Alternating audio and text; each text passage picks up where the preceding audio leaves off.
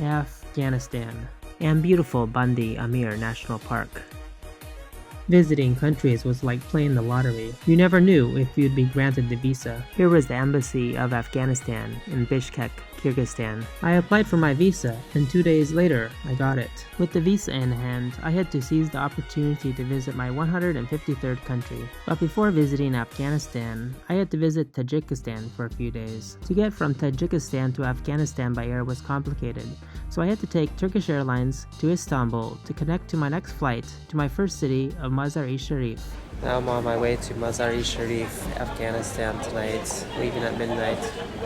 Star Alliance Gold Cards for boarding. We wish you a nice flight. I knew nobody in Mazar-i-Sharif, Afghanistan. I hoped to meet someone on the plane, but on a red-eye flight, leaving at midnight, everyone wanted to sleep, and making new friends seemed impossible. After sleeping for a few hours on the red-eye flight, it was time to land in my first city in Afghanistan. I looked out of the window, wondering how my experiences would unfold. What was this big hole? I guess the rain caused this. It always felt nice, landing in a new country, until you realize you don't know anybody, and you are a complete stranger. What was that blimp in the sky?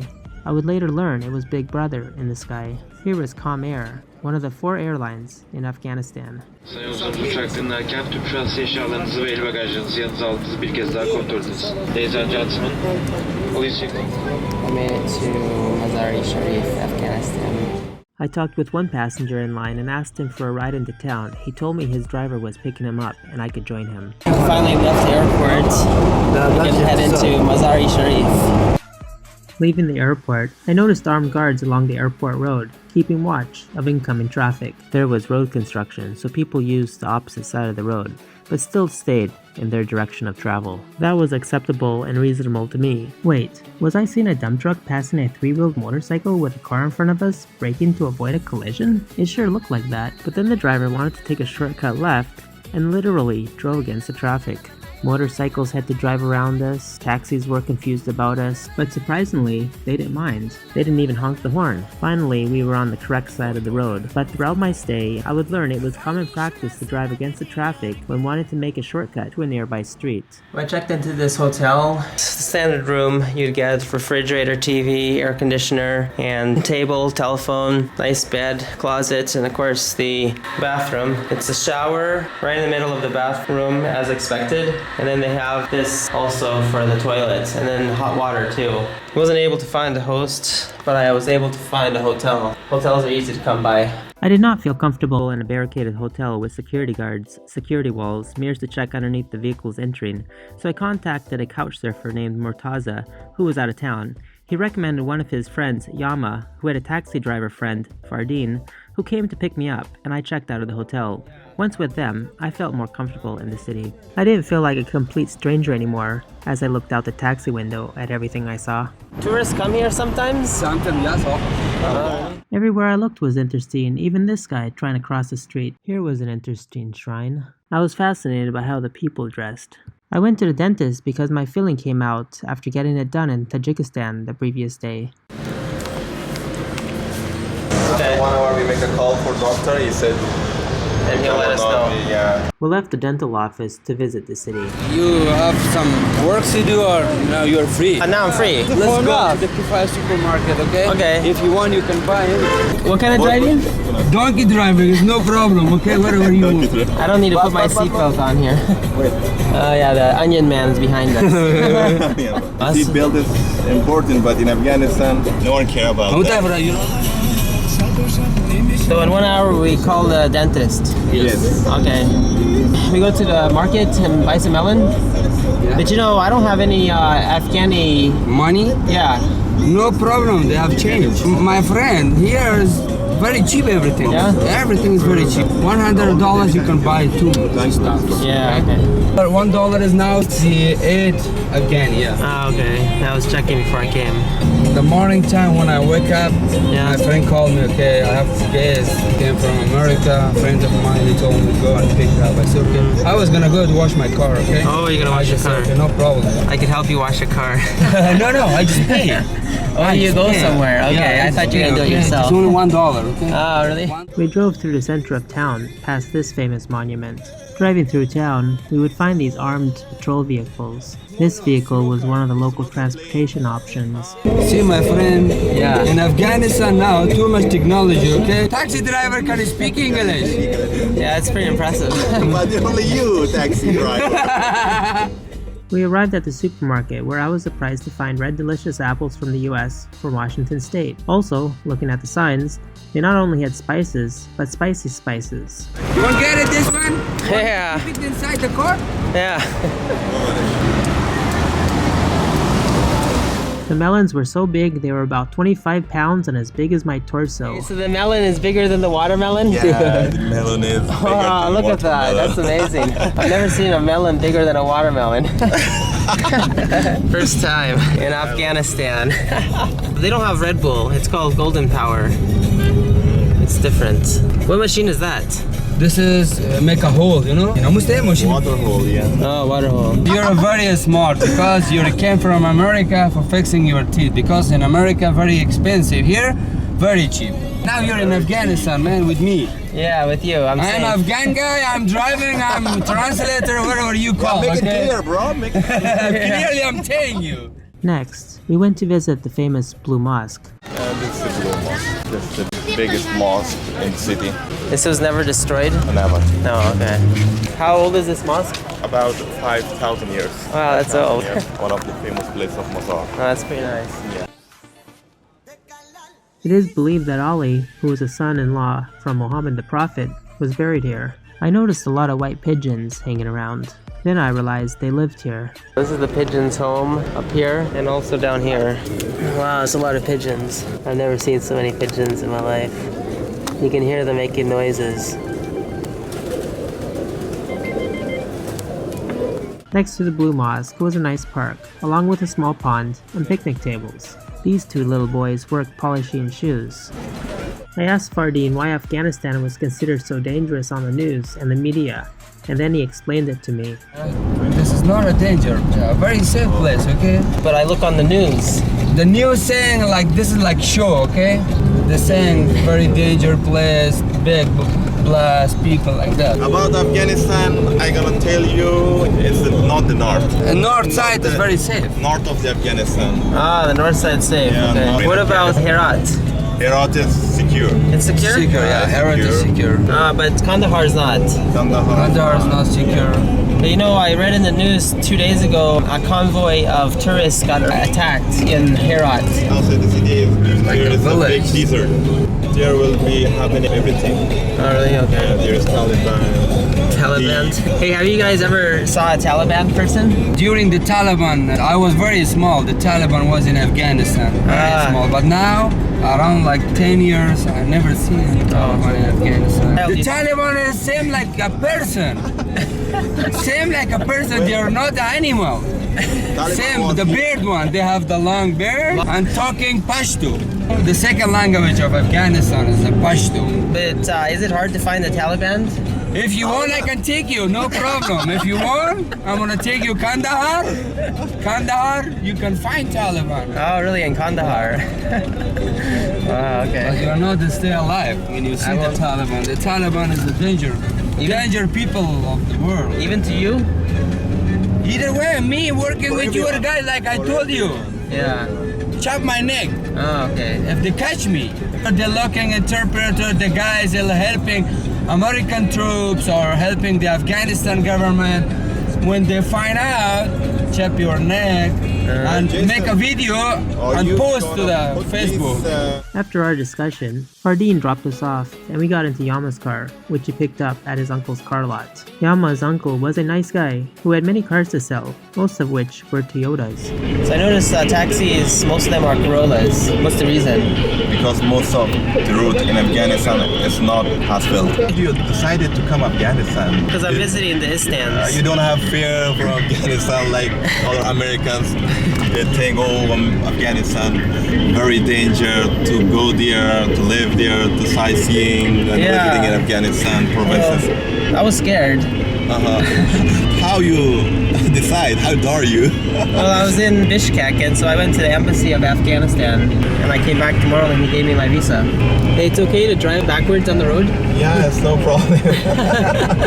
We can drive against traffic, no problem. Yeah, because it's sharp, yeah? It's practical. It's not okay, but sometimes you need to. This guy was wondering why a car was driving in the opposite direction. His mind was puzzled. This wasn't a day to go driving without a helmet. Luckily, he bypassed us without colliding, along with the car behind him. How are you? No machisk.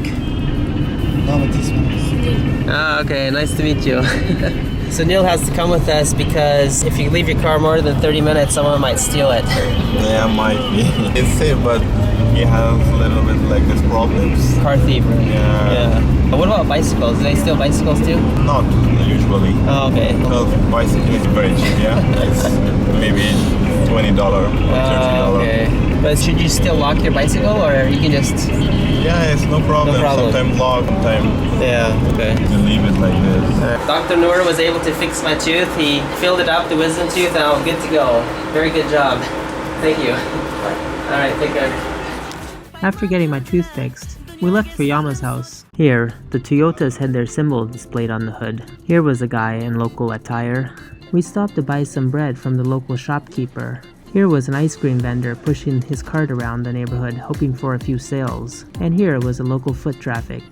It looked pretty peaceful in northern Afghanistan. Here, children played with simple toys like kites, some of which they made themselves with sticks and plastic.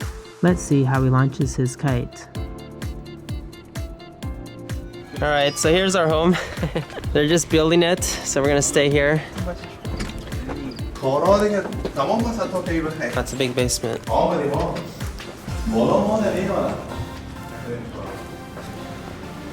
I like the air conditioner. Up here, we got the name of Allah. Your God, my God is the same God. Yes, but my God is one, and Yeah. your God is three God. Yeah? Oh yeah, that's right. We got the Father, the Son, and the Holy Ghost. Yes, but in my opinion, in our mind, Yeah. the God is one. God does not have son, not have daughter, not have wife. Because God is powerful, just one. Yeah, that's right. That's a good point. Songs, we have speakers. Oh, you got Afghan songs? Yeah, everything. Yeah. All right. So we're gonna have lunch now. We got salad, cucumber, tomato, and probably some dressing. Banana? Banana? No. What is this? That's impossible. And then we have the traditional Afghan bread that they make here, along with the melon and the watermelon. The melon was a lot larger than the watermelon. That was the most amazing part of the whole thing. We went to see a hammam, but it was pretty basic. Next, we went to the marketplace to buy some Afghan clothes. The girls loved wearing blue. I sure love the fruit stands here.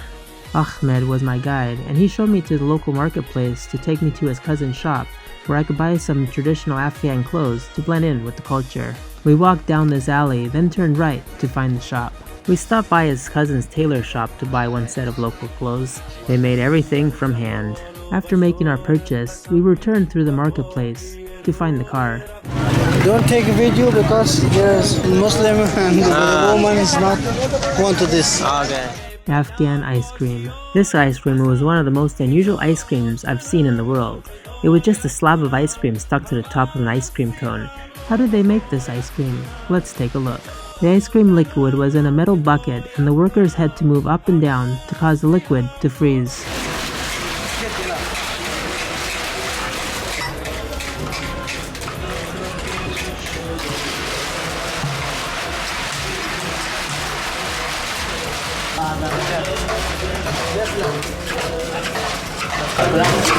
Yeah.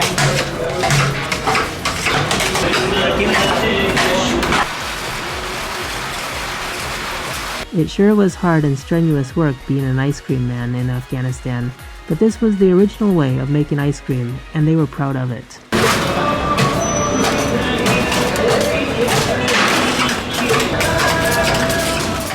We left the ice cream parlor and went to play billiards.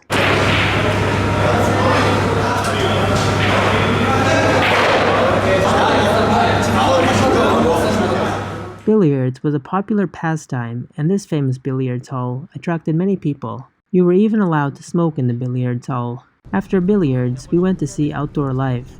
Because of the winds, the children were excited to fly kites. While driving through town to a soccer match, I became excited when I saw black smoke. I thought perhaps this was one of those famous explosions that happens and makes the news, but instead it was just the normal smoke coming from a chimney. My guide, Yama, was playing soccer with his friends, so I went to watch. They were just warming up.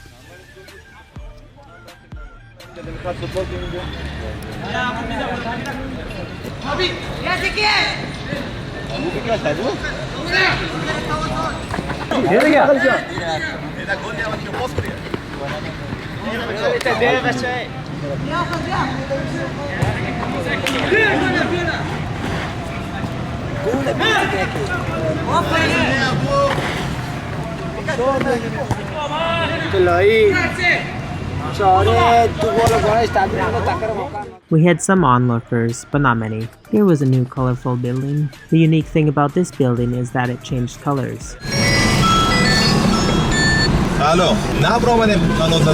If you had too many people in a taxi, you could always take the back trunk and hold the back door open since it didn't properly close. Black tea was a favorite with every meal, breakfast, lunch, and even dinner. Portraits of Ahmad Shah Massoud were everywhere in Mazar-i-Sharif because he was a national hero who commanded against the Soviet occupation and the Taliban. In a way, he was Afghanistan's version of a Che Guevara. At the restaurant, we had plenty of food options, and the food kept on coming. Even I could find something to eat.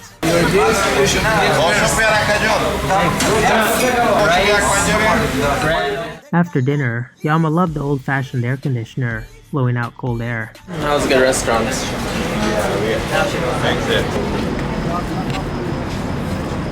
Back in the car, we went to a night fruit market.